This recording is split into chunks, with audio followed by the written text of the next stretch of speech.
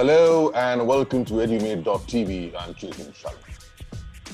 We learn to live and live to learn in what has turned out to be an unprecedented situation, an unprecedented pandemic, with history being written across the geography of Mother Earth. And a minor virus has created a major catastrophe, making each and every one of us rewind, rethink, regroup, reboot, reformat, restructure, re-strategize before we rebuild. Rebuild a new normal. In the field of higher education particularly, they say, the only thing constant is change. In a pandemic, they say, the only thing certain is uncertainty. It's a fact. It's a fact that all progress must come from change. But it's also a fact that all change does not lead to progress. And that's what makes this situation very unique as we try to struggle with the challenges, find solutions, and more importantly, try to eke out opportunities through this pandemic. We at EduMate.tv believe that the only way to learn, unlearn, and relearn is by caring and sharing. And that's exactly what we've done over these last 4 months, day in and day out, through symposiums and colloquiums like these, as we bring together edupreneurs, educrats, educationists, vice principals, vice chancellors, principals, teachers, professors, parents, and of course students. Everybody involved in this ecosphere of education to try and understand what will be the best way forward in implementing our new education policy of 2020, which aims at a far more holistic level of education than we had ever imagined. In an environment like that, it's very critical that we bring people from various diaspora to try and guide our students at a scenario where you also understand that the career options are different. Jobs are being lost. Convention has been broken. Disruption is on a high. New opportunities are emerging. And all that, while you can be rest assured that even if you get 100% marks, you're not likely to get admission in your college of choice. With that degree of competition, confusion looms large. And that's why symposiums like these provide an opportunity to guide, foster, and fester. This program is brought to you by Education, an organization that takes education ahead. I say with great pride that it's powered by one of India's better-known universities from the East, the Adamas University. As always, we have a plethora of very, very credible voices to join us, share their views and news as we get along and try to understand the critical needs of the students and how they can marry those needs with their passion and try to find opportunities in a world where India's employment has been dipping and employability has been up the question.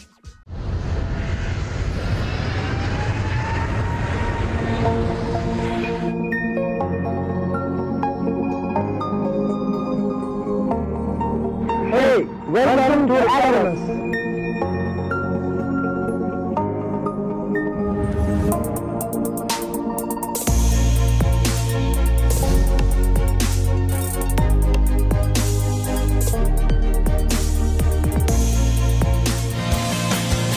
I'm proud to be part of Adamas University. Adamas University. One of the biggest beneficiaries in light of the new education policy, which is now encouraging all kinds of courses beyond the conventional science, where it was the doctors, the medical courses, or the engineers, or the architects. We're planning and now encouraging you to look way, way beyond. Top of the list, without a doubt, is liberal arts and cultural studies. Tell us why. India and elsewhere in the world where we called cerebral, uh, education began with liberal arts. We had universities like Nalanda and Takshila and others who always taught liberal art quality. Now, liberal arts back in second century BC, even the Greeks said either you are liberal or you are slaves. Now, what is the thought process? The thought process is that someone who's cerebral, someone who can question, someone who can think out of the box, someone who can innovate, someone who has got a fantastic literary writing and also speaking ability, communication, someone who can think beyond what is obvious or put on the plate, someone who can work in a team, someone whose attitude is very positive and adaptive to learning all his life are basically liberals. And I'm sure in 2020 also, the entire world today, which is disrupted by the new technologies, disrupted by every kind of technology which is changing overnight almost, we realize that these are the skills that would be needed in any professional who want to exist in the market. When technology changes, your specialization, whatever you are being taught by a university, there is no guarantee that this skill or this specialization will take you through your 35 to 40 years of your working life. So what is imminent? Imminent is that things will change. And what will remain? Whenever you are faced with such kind of limitations, the liberal arts qualities of a professional would be the key factor to take you from this specialization to that next specialization. You will positively adapt because you will learn the new trade. But what will take you through this crisis? Your communication, your team skills, your out of the box thinking, your innovation, your integral kind of team skill abilities, your people skill abilities, your communication, your writing skills, and all other qualities that is inherent and taught in a liberal art form of education. Even an engineer, a doctor, a computer specialist, or a management guru, an economist, or even a person with literary skills, design skills, media skills would all require the inherent qualities of liberal arts. And the world Right, sir. today is collaborative, and isolated experts will not be employable in the future world. It has to be an inclusive kind of expert or specialization that is needed to survive in this world. Liberal arts, in a way, is a way of thinking. It gives you an insight into life. So, with that, getting prepared for life, I decided to change my thought process and career into psychology. I think, I'll actually fight to a very specific thing. While there is a larger societal thing that one can talk about, the complexity of society increasing and climate change and sustainability and social justice, all those becoming big issues. But, two things actually catch my mind.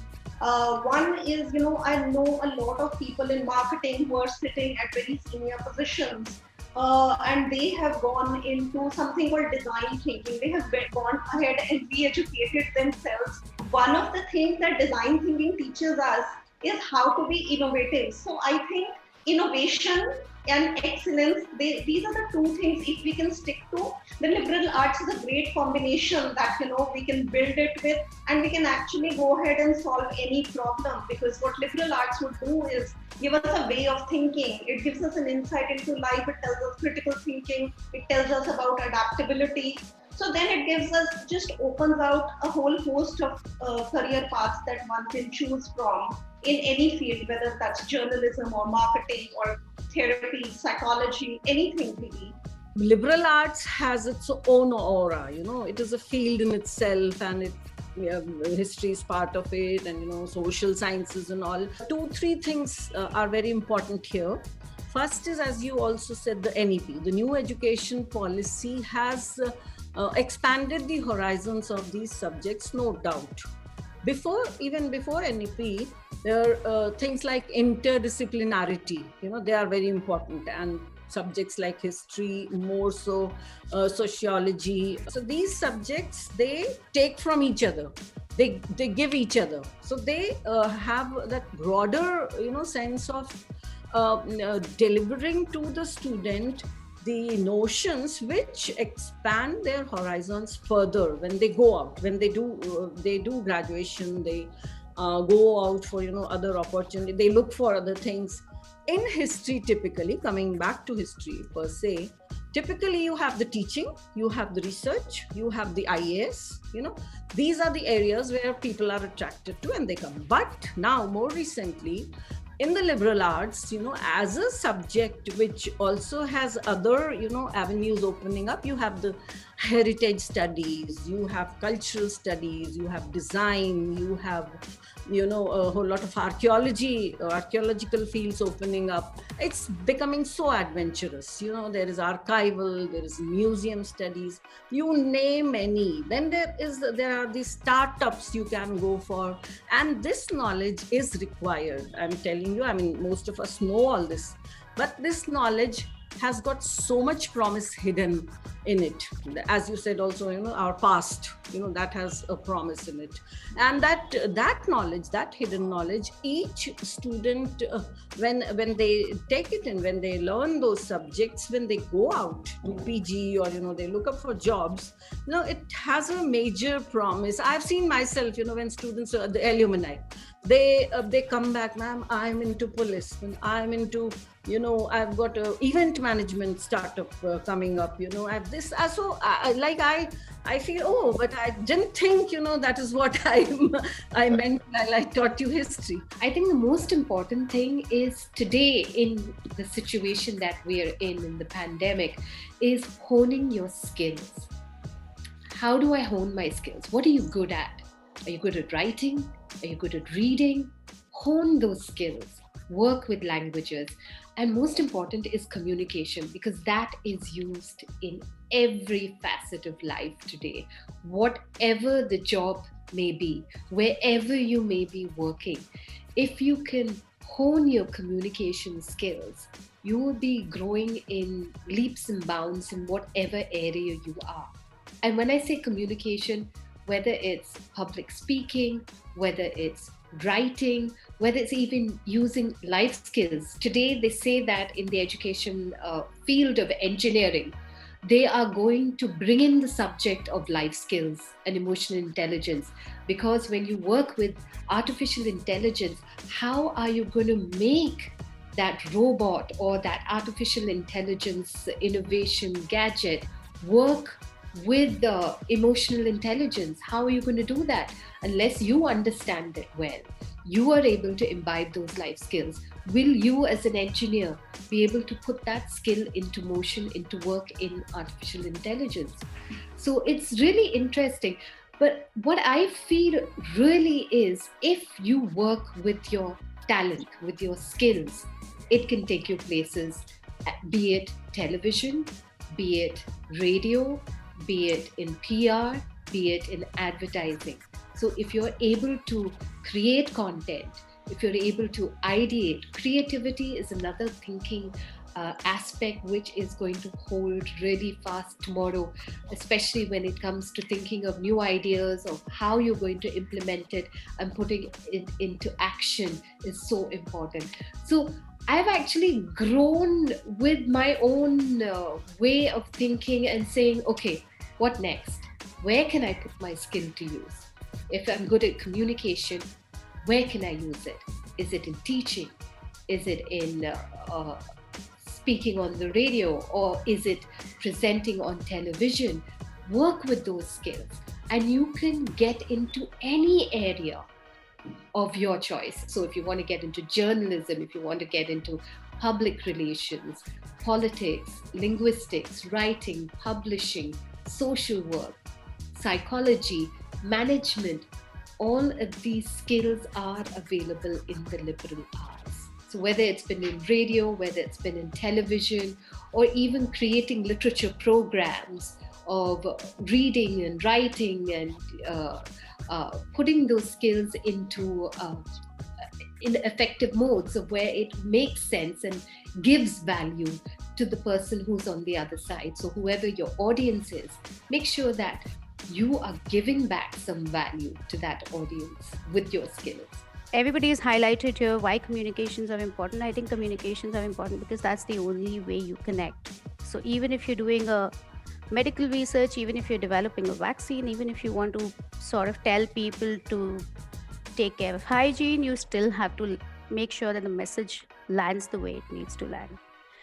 And that is where I think my passion is rooted. That is how the profession came to be. The only way you can actually empathize with people is when you give them the space where they can talk to you, where you can talk back to them, and where both of you can communicate. So let's introduce the questions of the students, what they want to know. How is liberal arts studies different from a traditional one? There is basically no difference. You need to study, and whatever you study, you need to be passionate. I've been carefully listening to all the speakers, and believe you me, that they don't know me or I don't know them. But fortunately or unfortunately, every one of us, all the experts, have spoken the same language. We are linked by the subject, by the liberal arts as a subject, from different specialization. But if you minutely hear all the speakers that spoke, they have been talking in tandem. That speaks volumes about liberal arts education. It is not, champions do not do different things. They do different things differently. So you study your subject of choice, but you add those qualities of liberal arts which will keep you going even when your specialization has ceased to exist in this disruptive world. Your communication, your body language, it's very, very important. Attention skill, that is very, very important. People love to speak and hear their voice, but people are not patient listeners. So be not only a listener, but an active listener. There is a difference between a passive listening and active listening, because the person who's speaking to you would really accept you if your body language and your listening skills are to perfection. So there are so many kind of things. So the student who was asked what is the basic thing about liberal arts is everything that you see under the sun. You have to connect. The dots are very important, and the dots are there. Creating the dots or specialization is what India has been doing. What liberal arts can do is to basically connect those dots. Do not cease to be after you have become an engineer. Try to re-engineer every moment of your life. That is the most important thing about liberal arts. I don't think in the coming years or the near future, the education perspective and the new paradigm of education that we are talking of is not going to be anything without liberal arts. Because when you have been given a choice to choose your subject, the first thing that will happen from a child is to choose the subject that they like to go through. So education will become very, very different. So we will not have a particular stream which talks about science, arts, or humanities and commerce. It will be merged. So people will have the chance to choose subjects which will be something of science, something of humanities, and something of commerce. I think the entire perspective when we are talking, and the panelists, whoever has spoken, if you pick up, And I do agree with one of the ma'am who was speaking about herself. See, in this country that we are in, it is a very lovely country. But when it comes to education, I think COVID-19 has helped us to progress ourselves 10 years and in a very short time. We have to understand why we are saying. See, in this country, the education per se goes by the verdict of our guardians, the peer pressure, and the society pressure. There is no way that we can look down to people who are coming from a paradigm which is a humanities paradigm. You have to have your passion, which is merged with profession, and also you have the perseverance to pursue that passion and profession. This CVCS system and the new education policy will forcefully transform the thought process of the entire society and move forward. Which of these degree is more valuable, liberal arts degree or a specialized degree in non-maths or science field?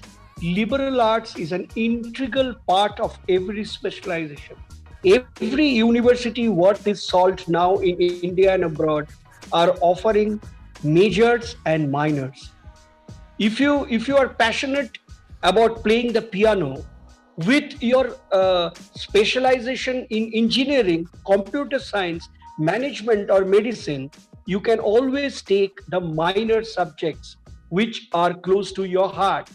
Go to a school and learn cyber journalism from the law school. Go to a school and learn how to play a piano. Go to a school of literature and thoughts, and go to a class and listen to the thoughts of Plato being,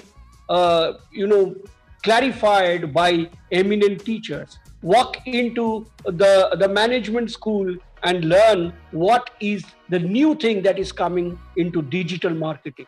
You have it all. Do we really need a degree in liberal arts to be in arts?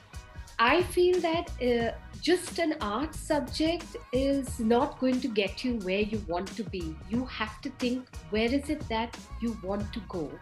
And that skill set, where will you derive it from the subject?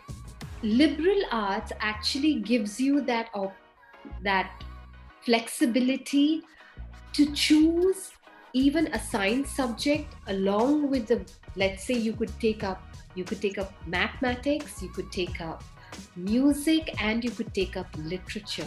You have that flexibility. Whereas in a pure art subject, you will be taking only those subjects which is offered by the institute or by the education system as in pure arts. You can adapt those subjects beautifully to the place or to the career choice that you want to take up. Let's say you want to be a radio jock. Okay.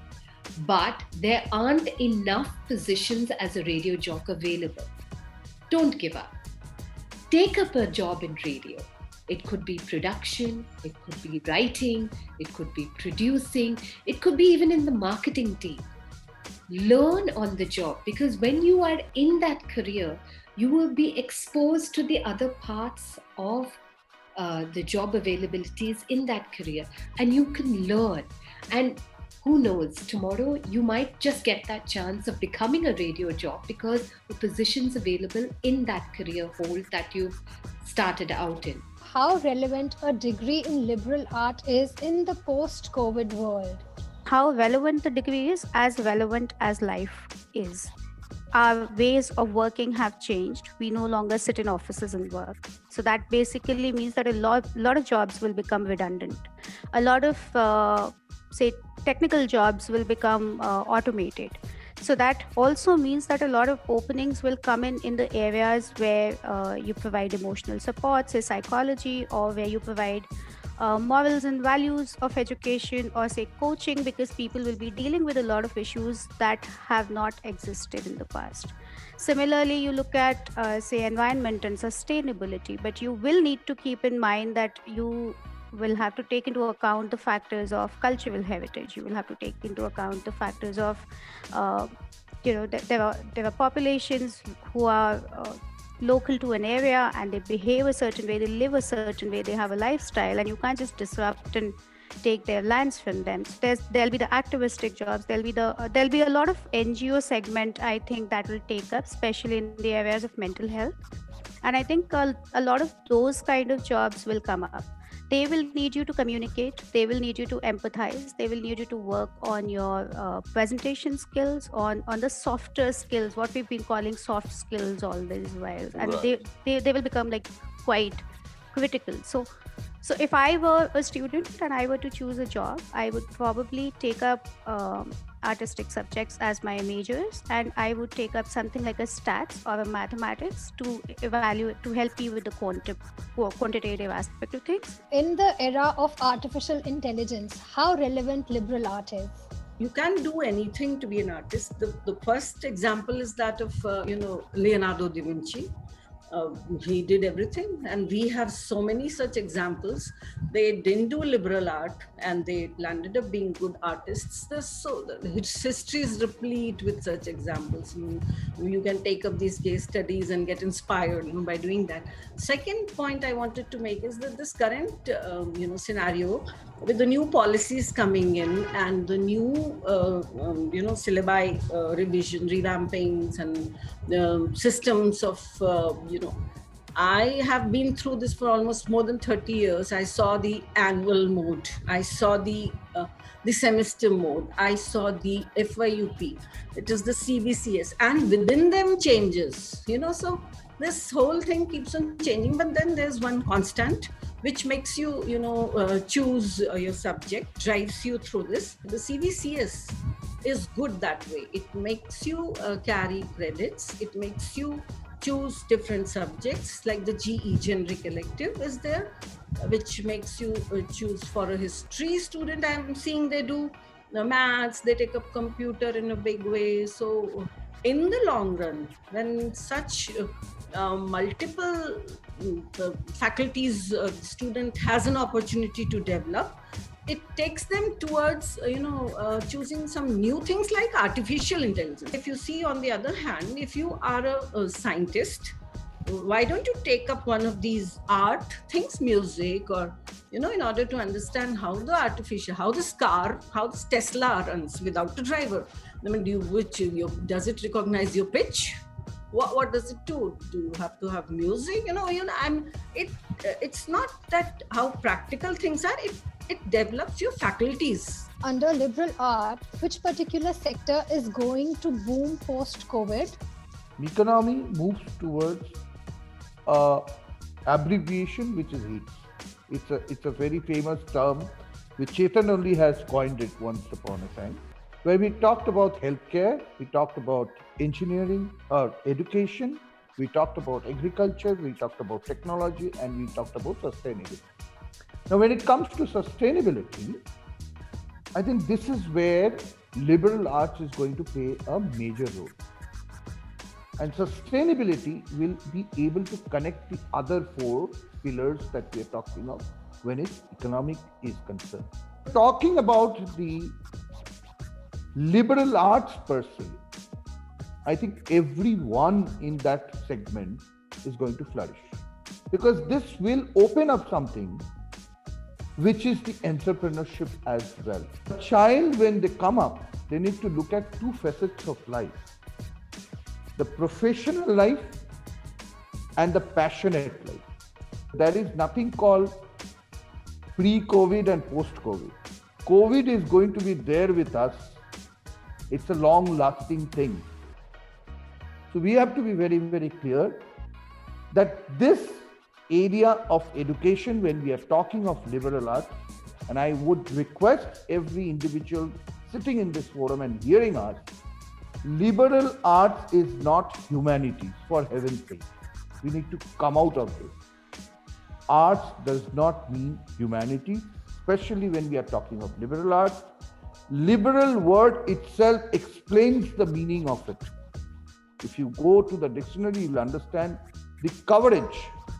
And what we are going to do is opening up the entire world, and every stream of economic development that we see in the future, liberal arts will be required. Which all fields can we enter post getting a liberal art degree? What kind of jobs one can get with the liberal art degree? Let's say, for example, you're passionate about sports. Okay, can you write? Can you write on sports? Can you commentate on a particular sport? These are the areas that you could get into then.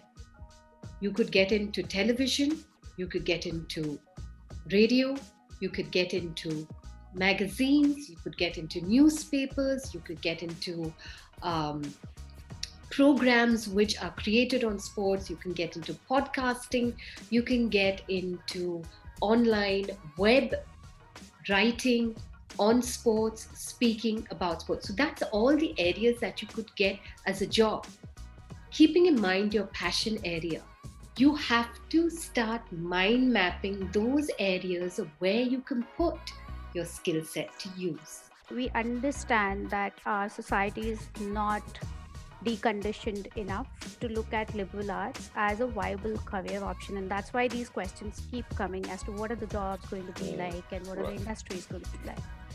What we need to do is break through that mindset and also be able to say to ourselves कि अगर job नहीं मिलेगी तो I will take up something of my own and I will carve a path of my own. Once you have that sort of confidence, the jobs will come by default.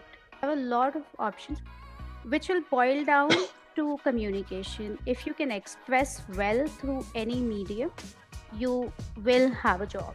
There will be work for you to do. What are the benefits of having a degree in liberal arts? What entrepreneurship opportunities one have post liberal arts degree? It is said that follow your heart and take liberal art.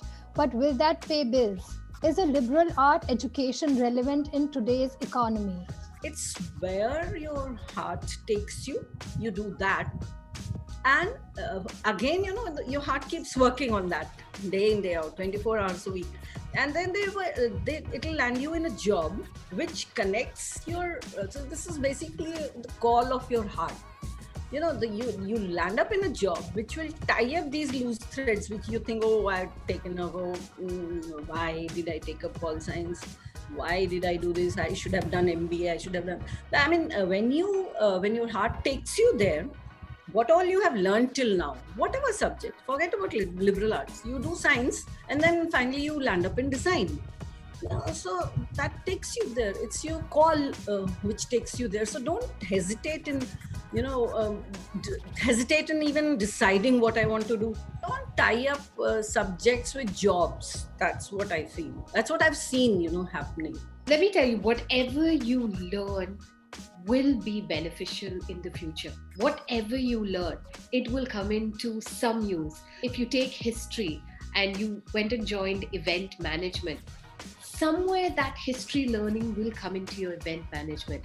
If you're doing weddings, if you're doing destinations, if you're doing history, you're bringing in those cultural nuances or the stories, and you want to build that story and you're making a presentation, all of that will come into use, all your learning.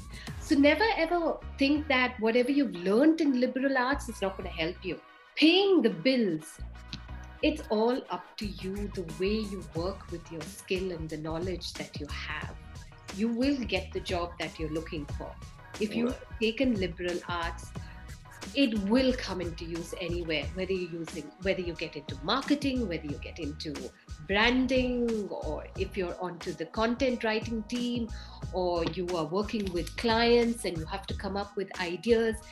Everything will be used from whatever you've learned. And liberal arts is the only place that you will learn whether it's negotiating skills, whether it's communication skills. It's only in liberal arts that you get it.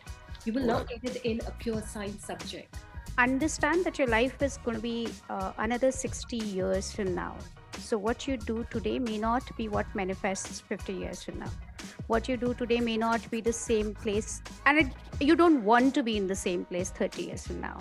So that, and when you do that, you'll be able to opt for things knowing that these will evolve, they will change, they will mishmash with other skills that you will learn in your life. Everything in this world is about enterprise.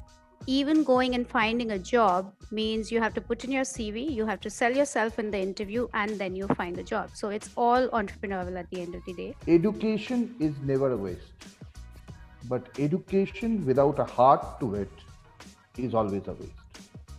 So it's not the question of how do you pay a bill, but it's the question of how you well get educated. Because if you are educated and you have the substance with you, there is no dearth of job in the universe. You have to be open and be futuristic and be positive. What I took from here is that it's the students who are asking, but these are the things that we also feel, that we need to convey to them. These are their daily concerns. So that's what I feel. It's so useful to have this program, and it's so taking their current curiosities, and it also gives us a future path. Now we need to connect these arts, like in language. Anita must be knowing, you have commercial English, how to do commerce through English, entrepreneurial skills. History also has different streams. And it's a vast thing that is. And these subjects have also evolved through such feedback. I think it's a brilliant initiative because in my days, you never knew, or you never got information where somebody could guide you on what to take up. It was always parents saying that science, become an engineer or become a doctor. In the South, it was always that, engineer or doctor. Here, you actually have that opportunity. I wish I was able to rewind and go back and take up music, maths, physics, and liberal arts and literature together and be able to do this. Thank you for having me, Chetan. And I have a lot to take away from everything that the panelists have said today. Please do not hold yourselves back. Well, thanks to each and every one of you for making this session on liberal arts truly liberating. I often say that when you come to the end, you must go back to the beginning. And the beginning says that you must have a good start, because well begun is half done. And to have a good start, you must follow your heart with liberal arts. Thank you for being with us. Always say that the only way to fight the big C of COVID is through 3 C's of being creative, collaborative, and corrective. And each of you have been just that. So thank you for that. Of course, at the end of it all, never forget, not just don't forget, never forget. Educate better, you'd better